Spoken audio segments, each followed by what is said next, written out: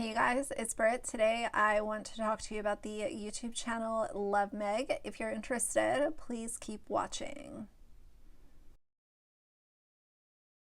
Alright you guys, so today's the day. I know a few of you have been waiting for me to talk about Love Meg for a little while now. Thank you for being patient and understanding. I really wanted to try to form my overall opinion over the course of a little while instead of just jumping head first and saying, you know, she's a terrible person. I really wanted to gather a little bit of information, and one of you guys, amazing, has helped me gather all of the times that she's traveled over the last, call it, year.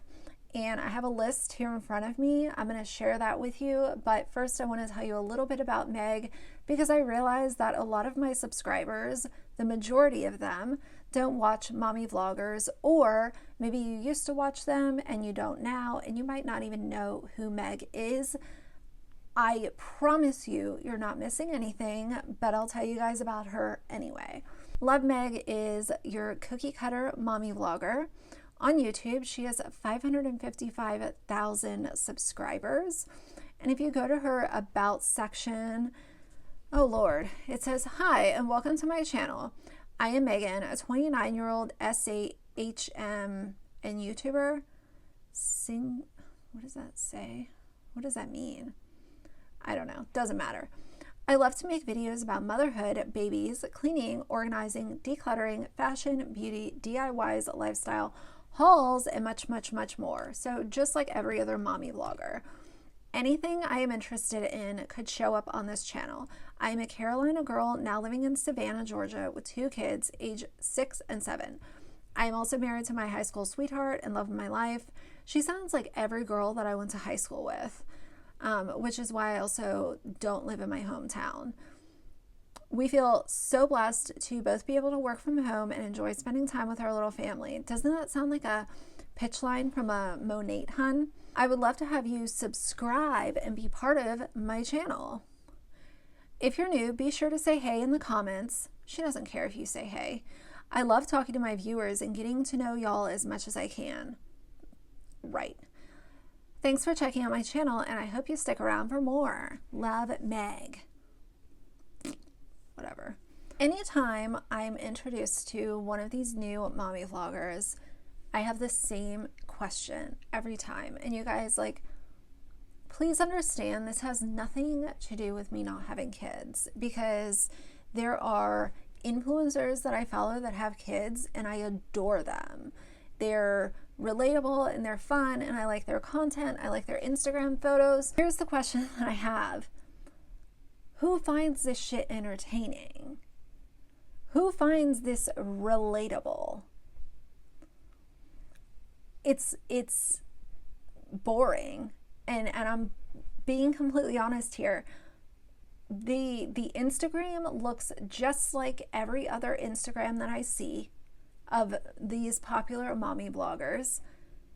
It's the washed out aesthetic, the lots of, you know, white in the house. Everything is decorated for fall. Then you have Christmas. Then you have Valentine's Day. The cupboard is really organized. It's all just cookie cutter, boring. Where is the personality? Like, what makes her different from Tara Henderson? What makes Tara Henderson different from Bits of Brie? They're all the same. So either way, that's just a side comment that I had. Aside from Love Meg doing the same content that every other, you know, person does on YouTube, cleaning, you gotta clean for Valentine's Day, you gotta clean for Sunday, you gotta clean for 4th of July, you gotta decorate for Christmas, decorate for Thanksgiving, you gotta decorate for fall on August 31st and get a pumpkin spice latte. It's all the same. The reason that Love Meg is really pissing a lot of people off to a whole new degree is that she took out a PPP loan. I'm going to put the amount exactly on the screen. I think it was $35,000.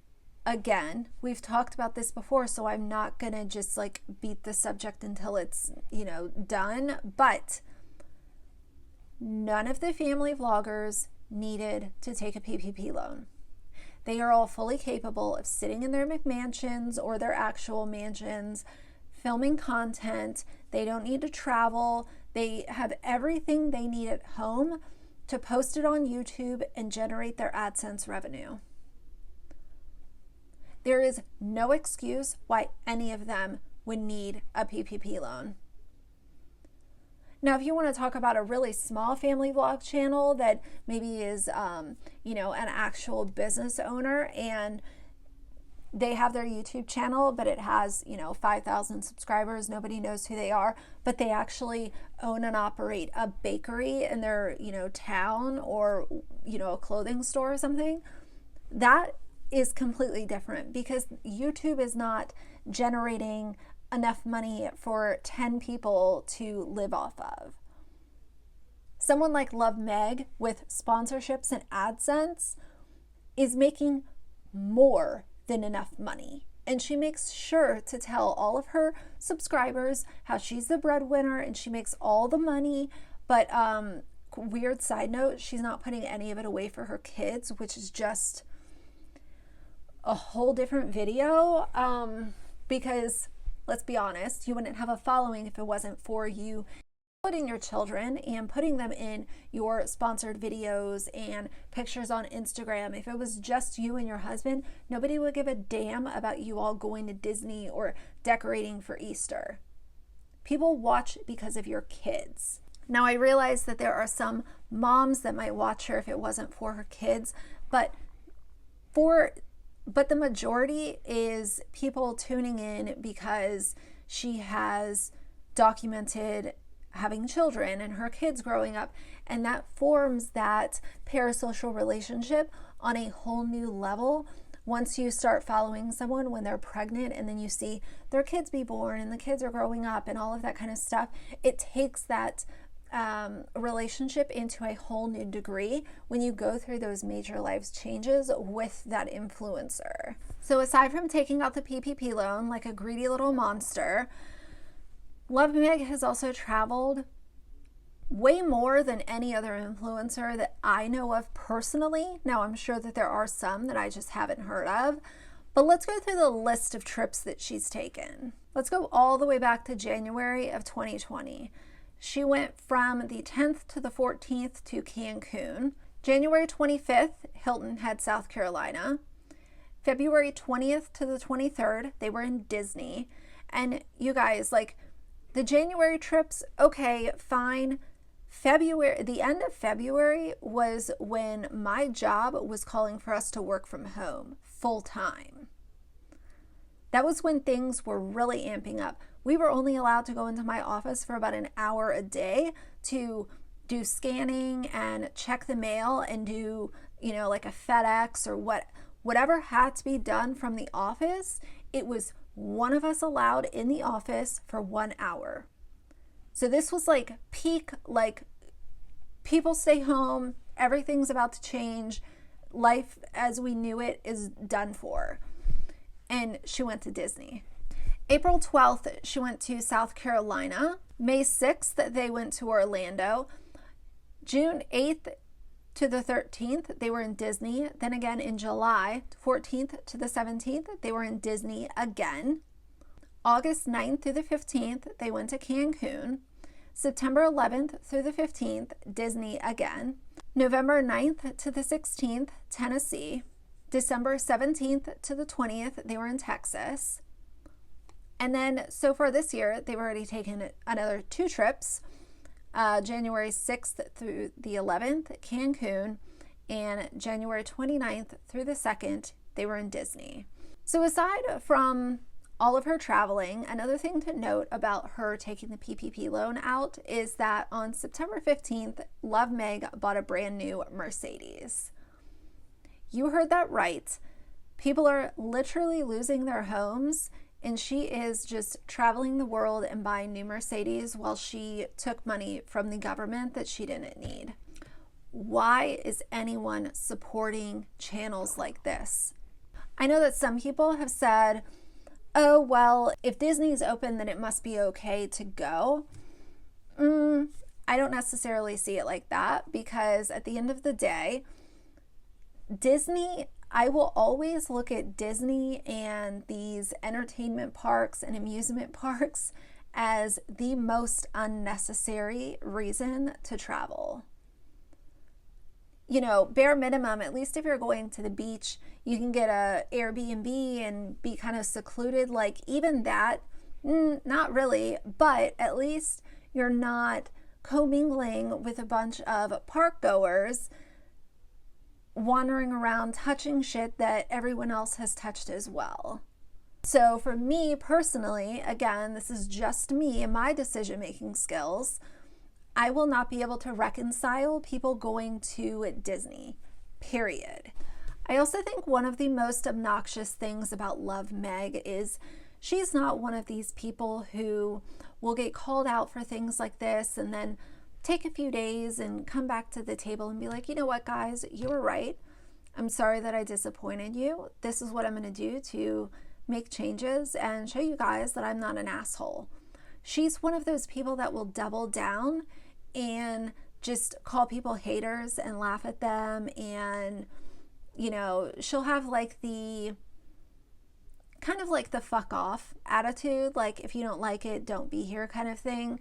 But the problem is when you're an influencer, a YouTuber, and you have that attitude towards people, then people will start to leave.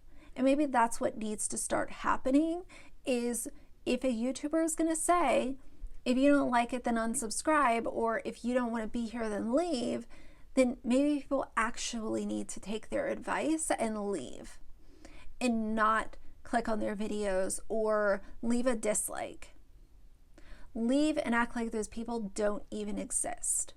Now, one of the things that really just got me going this evening was one of you guys let me know that Love Meg posted a video today on YouTube that was sponsored by Function of Beauty. Function of Beauty sells customized hair conditioner and shampoo along with styling products. I've seen every YouTuber under the sun be sponsored by Function of Beauty, but the problem is that this is a great example of a company not looking into who they are actually partnering with, and how when Love Meg pops up with a Function of Beauty sponsored video, that makes Function of Beauty look like the jackass of the day, because they're literally sitting on the couch with Love Meg holding hands now, because they didn't have someone actually investigate to say, okay, is this person making good decisions? Is this someone that we actually want to pay a lot of money to plug our product? Or should we give this sponsorship to someone who has a moral code and is actually at least attempting to do things right most of the time?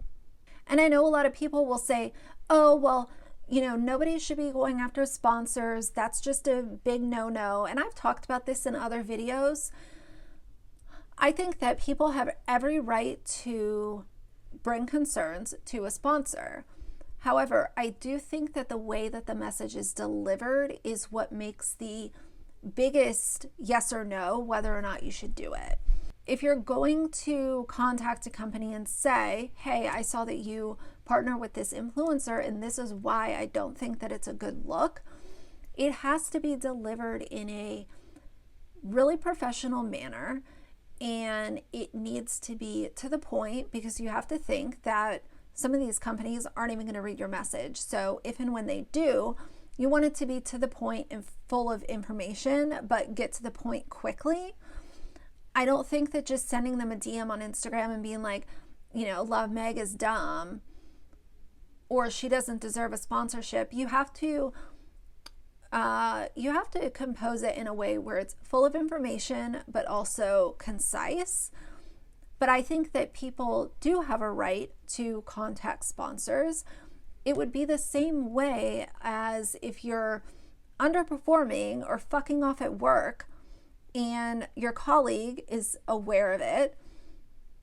They, you know, say something to upper management like, hey, this person is over there sitting on Facebook all day and I'm getting all of the work and I'm completely overwhelmed. Well, this person is making a really good salary to sit on Facebook all day. I mean, I get it, like, don't snitch or whatever, but I do think that there are certain circumstances where you are allowed to voice your concerns. I don't think that that is snitching. So I just look at it in a completely different light, but that's just me and how I make my own decisions. But overall, Love Meg is a cookie cutter, boring mommy vlogger who makes the same content the rest of them do.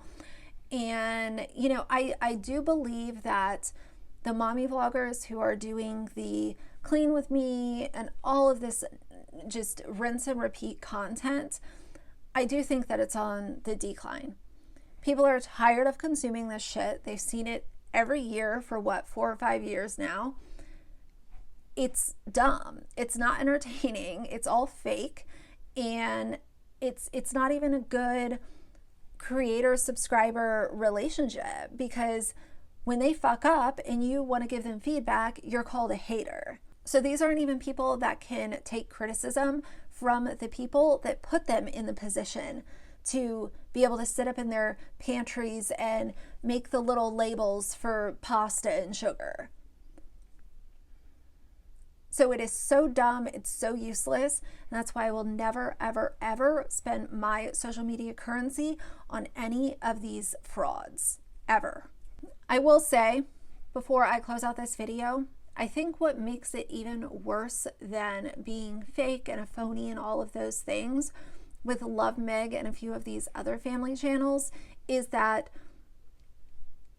they have literally shown the privilege that they have to continue to act like everything is normal, continue to travel and live lavish lives and just spit flex culture all over their subscribers and followers. And then at the end of the day, you find out that they took out a PPP loan. That is someone who is a very, very, very bad soul, in my opinion. And on top of it, the icing on the cake is that they exploit their kids for weirdos on YouTube. So anyway, that is my overall opinion on Love Meg. She might come up again on my channel. I don't know. Y'all know I like discussing these fake mommy vloggers. Do not ever, ever, ever compare yourself to any of these mommy vloggers or influencers on YouTube, because 95% of the popular ones, all they do is show an unattainable lifestyle. They don't care about their subscribers, most of them. They look at the subscribers as a paycheck, and they are the first ones to say, oh, I love you guys. I love you guys. It's all fake. Don't ever compare any part of your life to anything that you see from these people on YouTube. Your life is so much better and so much more genuine than any of this crap is on YouTube. So that's my thoughts on this. If you liked the video, please leave a like and a comment. And if you'd like to see more from me in the future, please subscribe. I'll see you guys soon. Bye.